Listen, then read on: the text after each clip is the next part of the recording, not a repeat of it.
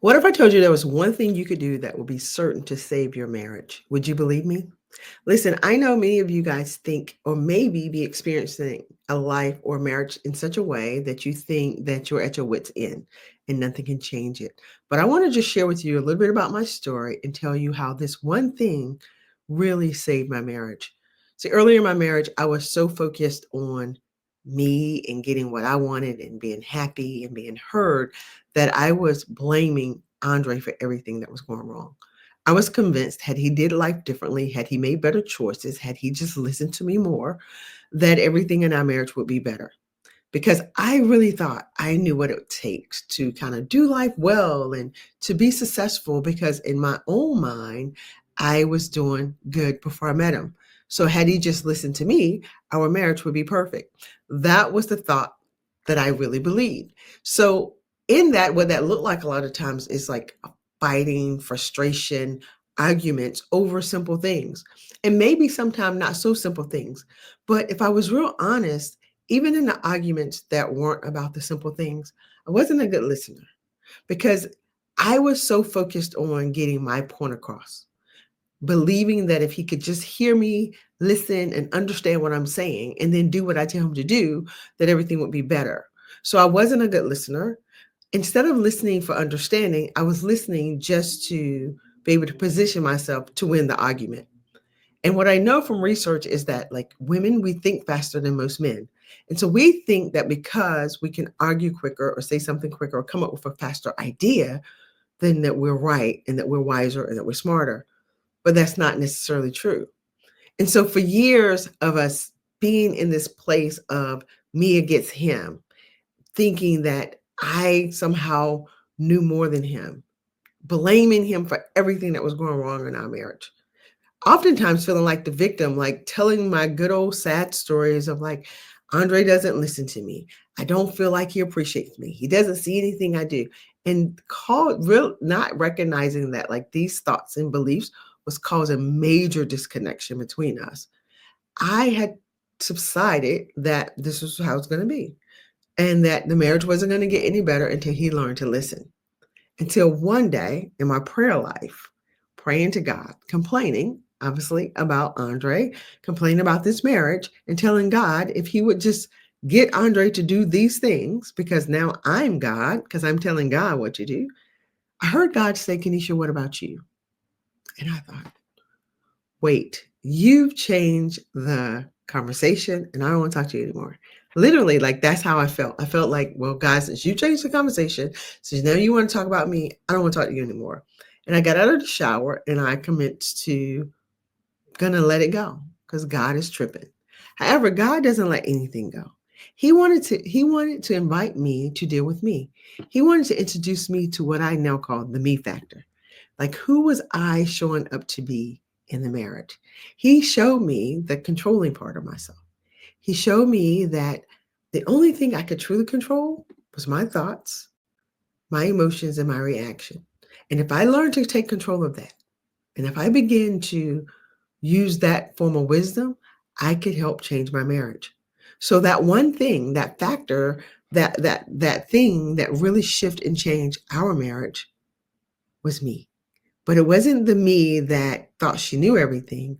It was the me that was finally willing to submit to the idea that I am a hot mess. And so I'm asking you, is there some parts of you that you haven't submitted to the concept that maybe you're not right? Maybe your way isn't the best way. And perhaps even when you recognize that you're not right and your way isn't the best way, you haven't been willing to let go of being right. So you don't even let it go, ask for forgiveness, and then make room and space for your husband's ideas and thoughts about a situation. If you've been there, trust me, I totally understand. So I want to invite you to the concept of emotional awareness. That is the solution. That is the one thing that God will use to really transform your marriage if you allow Him. And what do I mean by self awareness? I mentioned it earlier. It is recognizing that you are responsible for your thoughts, your reactions, your actions, your behaviors, and your emotions. Your husband or your spouse may trigger you, but ultimately they're your emotions. And once you learn to take responsibility for them, when you learn to take ownership, that you recognize that, listen, I may feel this way, but it's not my spouse's responsibility to make me feel differently, but I can within myself, with God, change the way I'm feeling, change the way I'm thinking, and lean on Him more to grow this marriage, to protect this marriage, to help me learn how to be an honorable wife or husband in the marriage. Then I am now taking ownership and I'm recognizing that it is my responsibility to be who God has called me in the marriage instead of focusing on all my husband's mistakes and all the things that I perceive he's doing wrong. So here are three ways that once I learned emotional awareness, how it truly changed my marriage. And this is why I say this is the thing that really began to save my marriage. Emotional awareness will help you learn to communicate more effectively. See, I begin to talk about what it is that I wanted, needed with love instead of this demanding, arrogant expectation. I begin to use healthy language and kindness to convey what I was trying to say instead of shutting down or withdrawing or withholding my love to prove a point. So, emotional awareness is going to give you the ability to communicate more effectively. The second thing it's going to help you do, it's going to help you realize that you need to forgive. You don't need to just forgive your husband or your wife, you need to forgive yourself. You need to forgive yourself for one, thinking that you was right all the time, the resentment that's maybe built in your heart and your mind towards your spouse because things aren't going the way you thought they should go. You need to forgive yourself for thinking that maybe you're the only one who knows how to do marriage well because we can all learn and grow. And then lastly, the most important part is take responsibility. Like take responsibility for your part in the marriage. Take responsibility for those emotions that got out of control, for like the maybe the words that you said that was very hurtful, and not do the thing where you say, well, if you wouldn't have done this, I wouldn't have did that. That's not taking responsibility.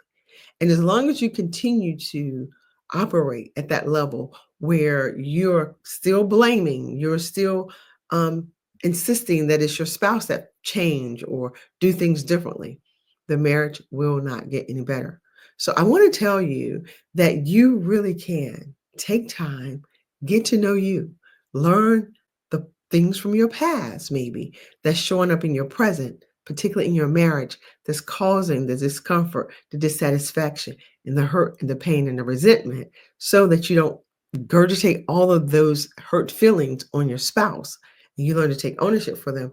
Go get help, get a coach, get a counselor, get a therapist, get someone to help you process out the old stuff so that you can fully show up your new self and be present in the current marriage you're having, not the one that you're having in your head, not the pretend one you think you should be having, but be present in the marriage that you are having. So if there are troubles or things that need to get better, that you need to fix, that you need to perceive better, like if there's a way for you to improve, be intentional about doing that instead of focusing on it's your spouse that's the problem. Recognize who you are, what you're bringing into the marriage, and seeing if there's an area that God can help you grow, learn, mature, so that you can be the X factor in your marriage to help pull it all together. I know you can do it because it worked for me, and I know God is no respecter of persons. So if He did it for me in my marriage, He'll do it for you. Listen, if you need help with that, I offer classes. Think Your Way to a Better Marriage. My next class starts March 3rd. Can't wait to see you there. If you want to just have a private consultation with me, feel free to click the link and book a call. Love to talk to you. Talk to you soon. I want to see your marriage thrive in 2025.